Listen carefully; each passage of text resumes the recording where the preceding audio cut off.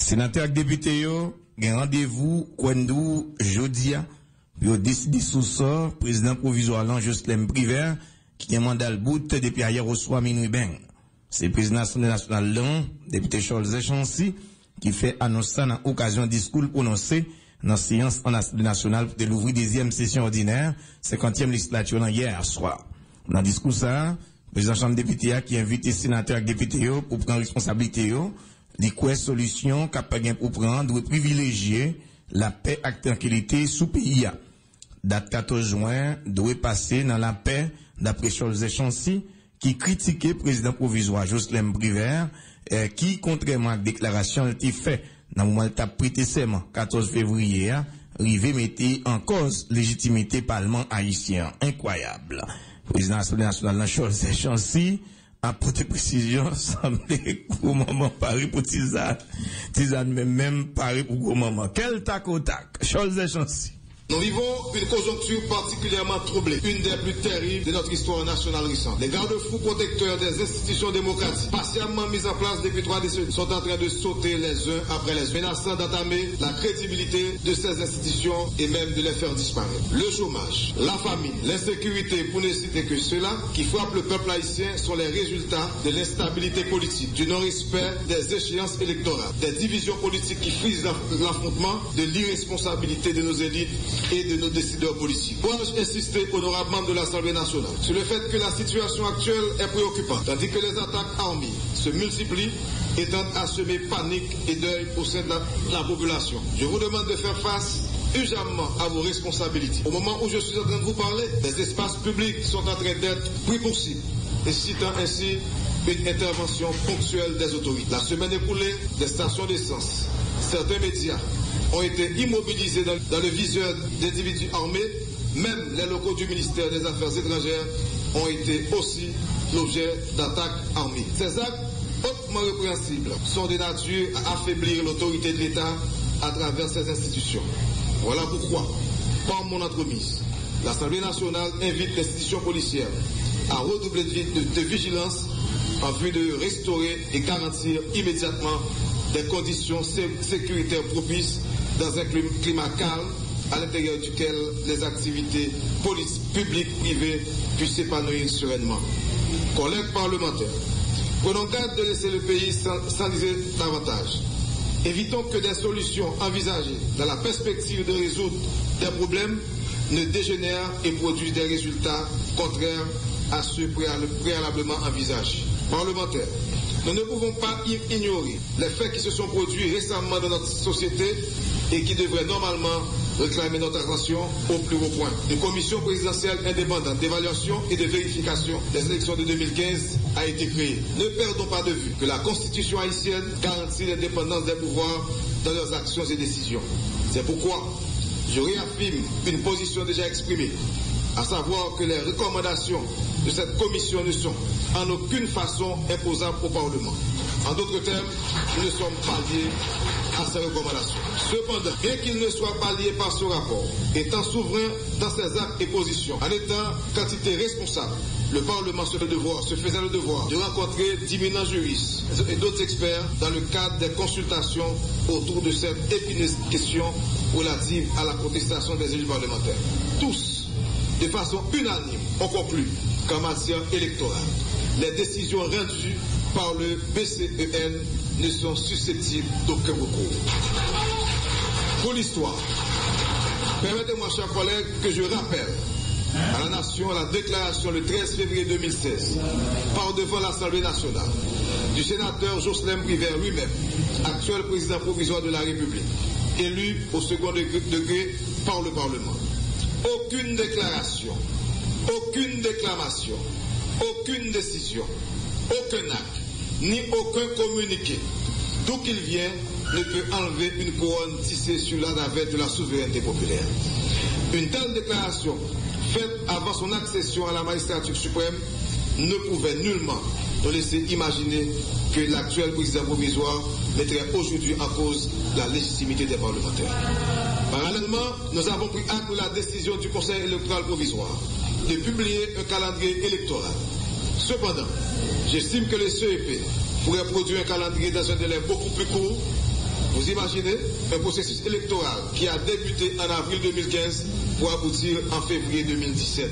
C'est vraiment impensable. Entre le premier tour d'octobre 2016 et le second tour de janvier 2017, nous croyons que le CEP a mis trop de temps pour réaliser cette activité. Ce faisant, le CEP est en train d'hypothéquer les fêtes de fin d'année d'une population qui a tellement soif de sortir du bourbier de la politique pour enfin jouir des résultats concrets que devrait lui permettre cette politique. C'est le cas de dire que la politique prend la société haïtienne en otage et menace de cacher les fêtes de Noël et du Nouvel An qui auraient dû être une période de réjouissance, d'amour, d'échange, de partage. Selon ce calendrier électoral, on risque cette fin d'année encore de se retrouver en plein combat politique. Chers collègues députés sénateurs, le peuple haïtien attend de vous une réponse adéquate et positive à la crise qu'il endure à cause de nos incessantes divisions et querelles intestines.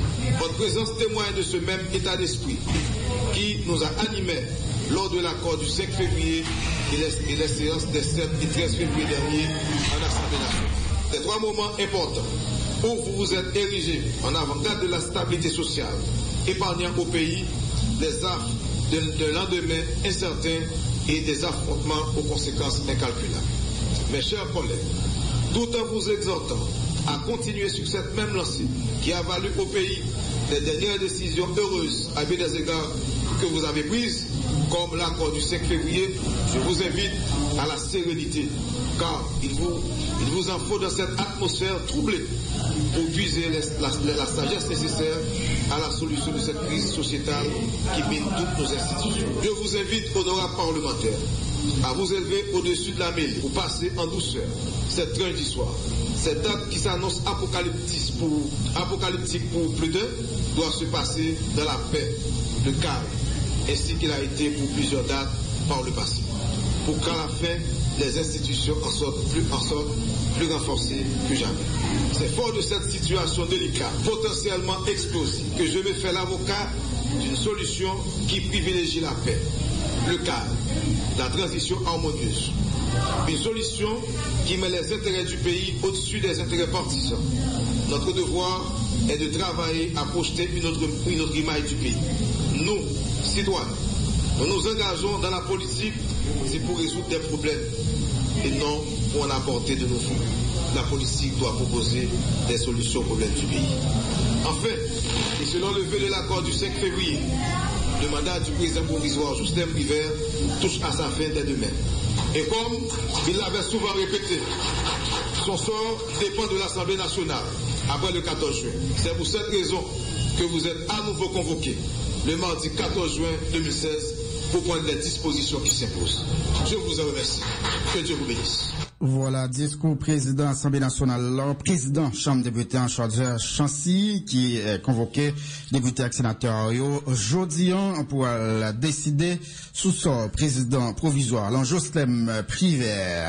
Gayen Saint-Sato n'a pas rappelé qu'il est fait hier là, c'était occasion pour le Premier ministre paysan Alex Jean-Charles présenter et puis déposer devant le Parlement bilan action gouvernement 70 jours après installation suivant l'article 98.3 alinéa 10 Constitution amendée.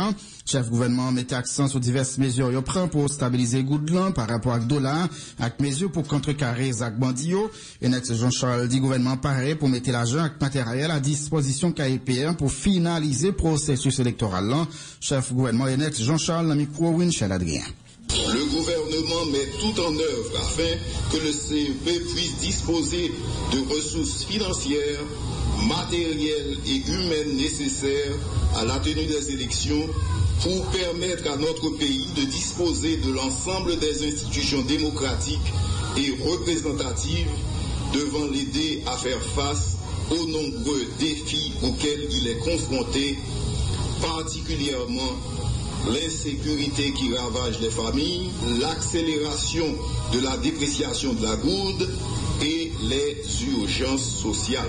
Honorables parlementaires, un certain nombre d'actions ont été entreprises au niveau de la gestion de la sécurité publique et les résultats sont plutôt satisfaisants. En témoigne la diminution du taux de criminalité et des actes de banditisme pour la période dans le département de l'Ouest, principalement dans la région métropolitaine. La tendance à la reprise des kidnappings constatée en début d'année s'est estompée et les statistiques de la police pour cette période montrent une nette diminution et une augmentation des enquêtes traitées et résolues par la PNH. Des instructions ont été passées en vue d'un meilleur déploiement des forces de police sur le territoire. Un nouvel état-major a été nommé à la tête de la police nationale. La ratification du choix du commandant-en-chef de la police est pendant par devant le Sénat de la République. Honorables parlementaires, pour répondre de façon plus adéquate aux multiples défis auxquels le pays fait face, le gouvernement a travaillé à la mise en place d'un cadre macroéconomique plus stable et plus favorable à l'investissement par l'adoption d'une meilleure discipline budgétaire. Les résultats immédiats sont encourageants. On assiste à une réduction des anticipations négatives des agents économiques et une certaine stabilité de la gourde. Au niveau des finances publiques, le gouvernement a œuvré pour une rationalisation des dépenses publiques et une amélioration des recettes. Les mesures qui ont été prises ont permis de passer d'une situation de 5,9 milliards de gouttes de financement monétaire à un financement de 1 milliard de gouttes durant les 4 derniers mois. Cette décision a eu, entre autres, des conséquences positives sur le marché des changes. Au cours de ces 2 mois, les autorités monétaires ont pu maintenir une certaine stabilité de la gourde autour de 62 gouttes pour $1 américain, alors que les tendances haussières du début de l'année laissaient présager un taux bien supérieur. Plusieurs mesures ont été prises pour arriver à cette stabilisation. D'abord, dans la perspective de réduction de la liquidité monétaire, le gouvernement a pu limiter les nouveaux crédits en devises et procéder à l'ouverture des guichets de la BRH aux compagnies pétrolières pour l'achat de devises afin de limiter les pressions sur le marché des changes. Toutefois, la mesure la plus importante reste la signature par la BRH et le ministère de l'économie et des finances le 20 avril 2016 d'un accord portant sur l'application d'un modèle de gestion cash management. Cette mesure a permis de diminuer considérablement le financement monétaire du déficit budgétaire. Selon cet accord, l'État haïtien s'engage désormais à dépenser en fonction de ses rentrées et non pas en fonction des prévisions de rentrée. Enfin, pour relancer l'activité économique et renforcer la lutte contre la pauvreté, la Banque centrale, à la faveur des nouvelles dispositions budgétaires, a adopté, à la demande du gouvernement, une posture plus favorable au crédit. Elle vient de desserrer les conditions